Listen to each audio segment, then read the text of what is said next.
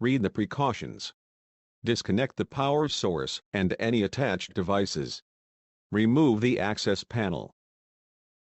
Disconnect the fan cable from the system board. Remove the 3 Phillips head screws that secure the fan to the back of the chassis.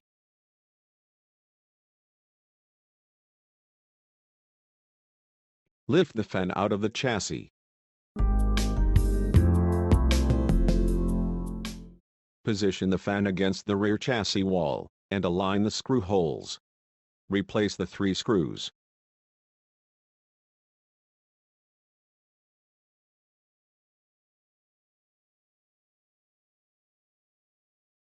Connect the fan cable to the system board.